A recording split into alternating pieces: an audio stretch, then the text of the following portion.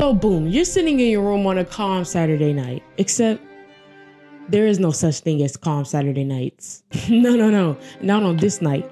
On this night, Saturday nights are for the boys, Saturday nights are for the gals, and on this Saturday night, you are getting your ass up and fulfilling and possibly overfilling your social battery tank and have a night you'll wish you won't remember. For you, it's the biggest fulfilling adventure and possibly the most nerve-wracking experience that you're about to endure. But to you and other people's eyes, you're only a glimpse of someone they saw on the entrance line. But need not to worry, as I shall be your...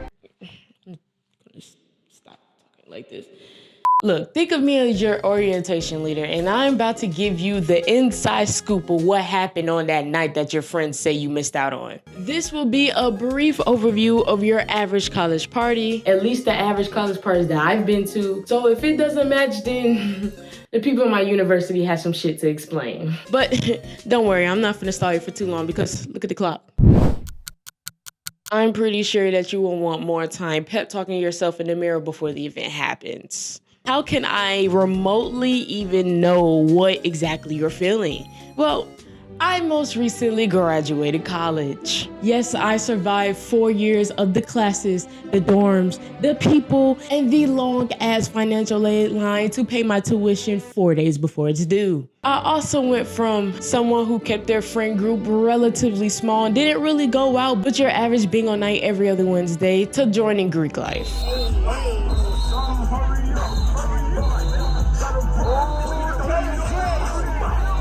Meaning I went from the person who was usually in the corner ducked off enjoying the vibe to now being a part of the clique that makes up a third of these college parties. Times where even I myself had to help plan events or even help plan and execute a party in which had stories in and of self. Some will I ever share?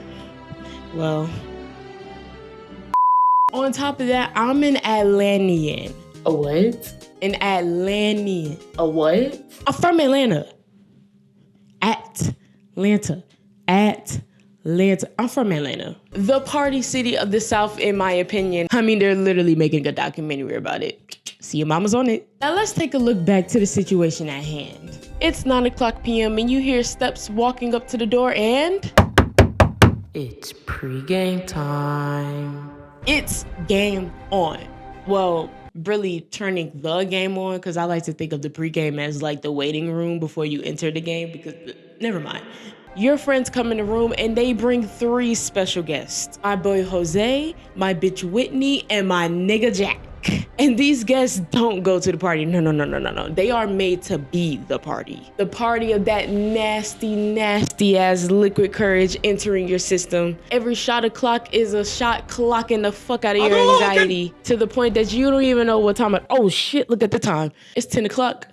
And you still don't even know where the party is or what time it starts. And your friends still haven't settled through that awkward silence guilt trip debate on who's gonna drive to and fro the party. And ladies and gentlemen, here's lies the biggest and most creative scams of them all.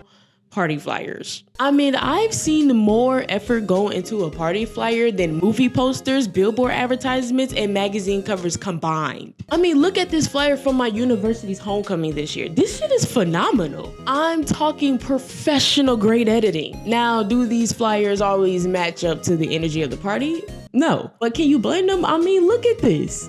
Shawty is popping bottles on top of a cloud. Where you know they do that at? I mean, you tell me. Another thing about these flyers is that they almost rarely tell you the actual price of the party. I mean, I'm assuming there's some smart marketing strategy behind that, but once again, you letting me know. And also, if you look on the flyer, you will see that it will be mostly geared towards women. You know, ladies free all night, ladies free food, ladies free alcohol. Hey, what about guys?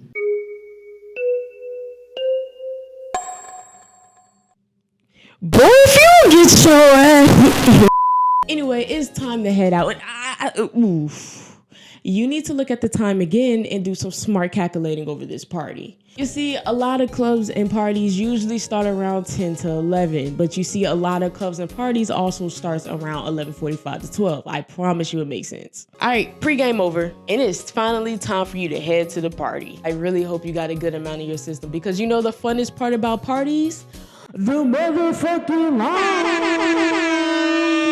The place where the drunkenness from your pregame will probably wear off as you become more and more irritated to how ungodly long the line is and why it's only moving every 54 minutes. And you know, it gets very frustrating when you're sitting there and you're listening to all your favorite songs play back to back to back to back from the outside of the club. Pound Town, Gillette, Pound Town, my pink, my booty brown. What? See, but there are ways that you can truly make waiting in line an enjoyable experience. Because if you really think about it, you're irritated because you're standing outside of the club when in reality, you're gonna go inside and do the exact same thing. So how can you even hate from the outside of the club?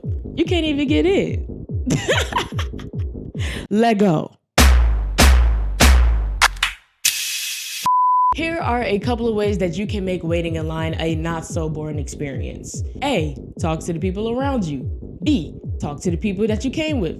C, talk to yourself. And another neat thing about waiting in line is the study of communication from the people in the front of the line to the people in the back by a game I like to call telephone. Yeah, remember when I said that they don't really say the price of the party before you go in? Well, you will think that when you get outside the club, there will be some type of sign or menu somewhere, but no. See, the menu is the people around you, and the signs are the visual reactions from the people once they find out what the price is. So fast forward and you get groped by the bouncer and you're finally inside the party. The people, the atmosphere, and the sweet, sweet smell of cigarettes, black and mild, and the devil's lettuce all coming together and giving birth inside of your nostrils. And the music is bumping. Do people still say bumping? And yeah, I quite literally mean bumping. I mean, you cannot fucking hear your own thoughts. So when you're watching a movie and the characters are like this, What you sipping on? Oh, just some ginger ale. Can I offer you a dance? Yeah, of course. just know it's nothing like this. It's more like this. Can I offer you a dance? Huh? I said, can I offer you a dance? You want to get in my pants.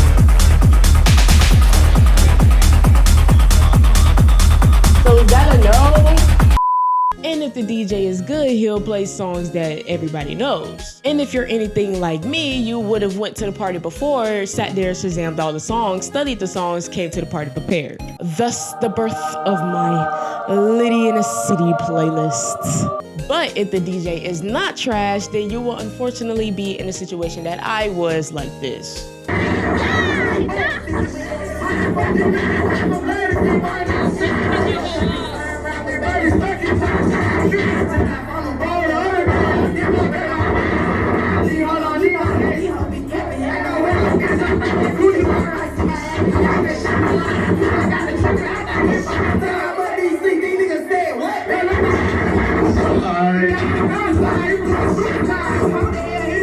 That was an actual video of an actual DJ at an actual club. Like, I just simply cannot make this up. Anyways, you barely have any of that liquid courage left from the pregame, so it's time to dig, dug, crowd dive your way into finding the source of the liquid courage. And I say source because sometimes there's not always a full-fledged bar. See, when we're all broke college students, a bar with full attendance and everything just did not survive the budget cuts. I've seen the classic bucket, I've seen the classic jug, I've seen the classic cooler, I've also seen the classic 6'5" tall water boy after dark feeding shots to everyone like a fucking bird. And if you're a person that doesn't necessarily like to communicate to people, then I understand you can go and find a bar on your own adventure. However, I'm about to tell you how to speed up your process, okay? Instead of looking for a bar, look for a person with a cup who's sipping on something. Go up to them and do this exact gesture. I promise you, they're gonna know exactly what you're talking about. Look, people are squished everywhere. So you know the best way to navigate through the crowd? Look up, look important, look like you're about to throw up, and move fast. And trust me, people are going to eventually move out the way. hopefully. Sometimes. But actually, that should be starting fights. But fast forward through all the perseverance and you finally found the source of the liquid courage. Whether it's a shiny lit up bar with glass bottles stuck from the floor to the ceiling, or a 6-foot mobile human tower machine that's pouring shots into everybody's mouth from the ceiling to the floor, you walk up to it and...